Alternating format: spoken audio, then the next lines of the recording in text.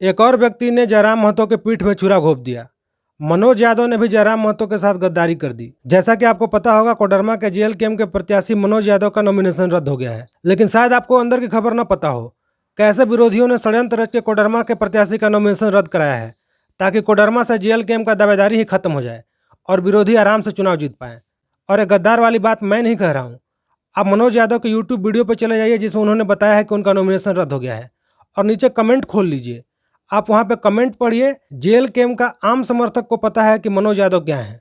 मैं आपको यहाँ दो बातें बताऊंगा, मनोज यादव को टिकट मिलने से पहले और मनोज यादव को टिकट मिलने के बाद। पहले बात करते हैं मनोज यादव को टिकट मिलने के पहले क्या हुआ। अगर आप मनोज यादव के फेसबुक पर चले जाइए, यूट्यूब पर चले जाइए, या मनोज यादव का कहीं मीडिया में बाइट देख लीजिए। लोकसभा चुनाव के बाद और विधानसभा चुनाव का टिकट मिलने से पहले मनोज यादव क्या कह रहे थे? बोल रहे थे कि जयराम महतो तनाशा हो गए हैं, जयराम महतो किसी का नहीं सुनते हैं, पार्टी के लिए जो मेहनत किया है जयराम महतो उसको किनारे कर रहे हैं, जयराम महतो किसी को स्टेज पर नहीं बोलने देते हैं, जयराम महतो अपने अलावा किसी का पोस्टर में फोटो नहीं लगने देते हैं, जयराम महतो किसी को वैल्यू नहीं देते हैं, जयराम महतो किसी का सलाह नहीं सुनते हैं, जयराम महतो को कुछ बोलिए तो सामने हाँ दादा हाँ दादा हाँ दादा बोलेंगे और बाद में कुछ नहीं होता है। मतलब जितना दुनिया भर का खराब चीज़ है वो सब जयराम महतो को बोल रहे थे मनोज यादव। और आप मीडिया में जाकर देख लीजिए, आप द फॉलो अप में देख लीजिए, या किसी मीडिया संस्थान में जहाँ भी इंटरव्यू है मनोज यादव का टिकट मिलने से कुछ दिन पहले का, आप देखिए जयराम महतो के लिए क्या बोल रहे थे। जयराम महतो के अलावा झारखंड लोकतांत्रिक क्रांतिकारी मोर्चा के लिए क्या बोल रहे थे। मतलब कोई भी कसर नहीं छोड़ा था पार्टी को कमज़ोर करने के लिए। पार्टी को कमज़ोर करने का भरपूर प्रयास किया। नेताओं के बारे में बोले, पार्टी के बारे में बोले, पार्टी टूट जाए इसका भरपूर प्रयास किया। लेकिन टिकट मिलने के कुछ दिन पहले मनोज यादव को आभास हुआ कि उनको टिकट मिल सकता है, तो चुपचाप हो गए। कि शायद उनको लगा कि शायद कुछ संभावना बन जाए, टिकट मिल जाए। और अभी लहर में जयराम महतो का लोकप्रियता अभी चरम पे है झारखंड में। शायद यही लोकप्रियता के चक्कर में मेरा भी सीट निकल जाए, हम भी कोडरमा से जीत जाएं और विधायक बन जाएं। तो उनको टिकट मिल गया। और देखिए, ऐसा नहीं है कि जयराम महतो को पता नहीं है कि मनोज यादव क्या है और मनोज यादव पार्टी के लिए क्या कर रहे थे और पार्टी के लिए क्या किए हैं। और जयराम महतो ही नहीं, जेएलकेएम के लगभग सभी बड़े नेताओं को पता है कि मनोज यादव क्या है और पार्टी के लिए क्या कर रहे हैं। टिकट मिलने से पहले पार्टी के विरोध में मनोज यादव जो कर रहे थे सब रिपोर्ट जयराम महतो को था। लेकिन क्या होता है कि आप देखिए, मीडिया में ऐसा माहौल बनाया जाता है कि जयराम महतो अपने आसपास के लोगों को वैल्यू नहीं देते हैं, जो कि सरासर गलत है। तो एक ऐसा खराब मैसेज न जाए, ताकि लोग यह न बोले कि देखिए मनोज यादव को भी टिकट नहीं मिला, पार्टी के लिए काम किए।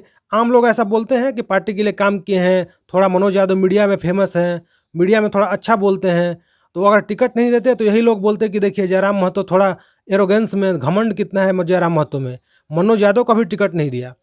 तो ऐसा माहौल न बने, ऐसा मैसेज न जाए, इसीलिए जयराम महतो जो ये पार्टी विरोधी काम किए हैं उसको इग्नोर करके, उसको थोड़ा हटाकर कि चुनाव में सब चीज़ों को थोड़ा भूल जाते हैं, और मनोज यादव को कोडरमा से टिकट दिया गया। कई लोगों ने जयराम महतो को मना भी किया था कि मनोज यादव को टिकट न दीजिए, ये पार्टी के विरोध में काम कर रहे हैं, मीडिया में जो बोल रहे हैं उससे पार्टी की छवि खराब हो रही है। लेकिन फिर भी सब चीज़ को इग्नोर करके जयराम महतो ने मनोज यादव को टिकट दिया।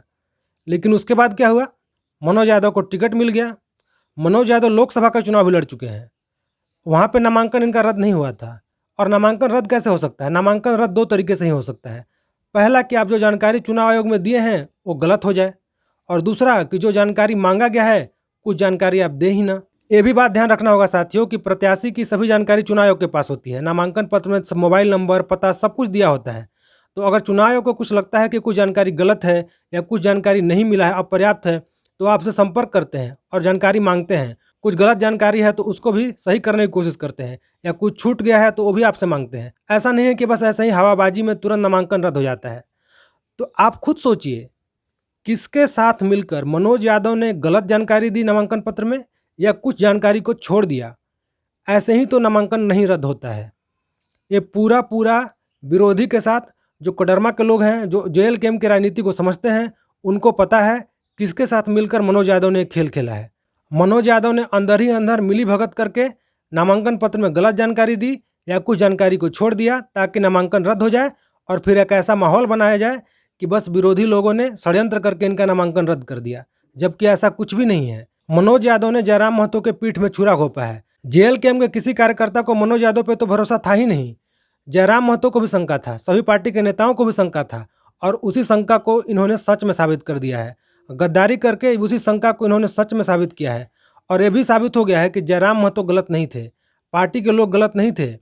अभी देखिए आप, कुछ दिन पहले संजय मेहता छोड़ के गए, अभी तीर्थनाथ आकाश बेरमो से चुनाव लड़ रहे हैं, जयराम महतो के खिलाफ चुनाव लड़ रहे हैं। अभी आप मनोज यादव का देख लीजिए, मनोज यादव का नामांकन रद्द हुआ। इन लोग सभी झारखंड और झारखंडियत की बात करते हैं, झारखंड में स्थानीय नौकरी, खान खनिज की बात करते हैं, जल जंगल जमीन की बात करते हैं। लेकिन जब चुनाव लड़ने की बारी आई और इन मुद्दों को सुलझाने की बारी आई तो इन्होंने जयराम महतो के साथ गद्दारी कर दी। अभी चुनाव का समय था, आप शिकवा शिकायत सब भूल जाते, जयराम महतो के साथ में खड़े होते, चुनाव लड़ते, चुनाव के बाद जो होता वो समझते। लेकिन ऐन मौके पर चुनाव के समय में इन लोगों ने गद्दारी की। जो भी घटनाक्रम रहा है उससे एक बात तो तय हो गया है कि जयराम महतो और जेल गेम के पार्टी के लोग सही थे, इन लोगों को पहले ही पहचान गए थे। आपका इस पूरे घटना पर क्या कहना है कमेंट करके जरूर बताइए। वीडियो अच्छा लगा तो वीडियो को लाइक कीजिए और झारखंड विधानसभा चुनाव से जुड़े सभी अपडेट के लिए चैनल को सब्सक्राइब जरूर कीजिए।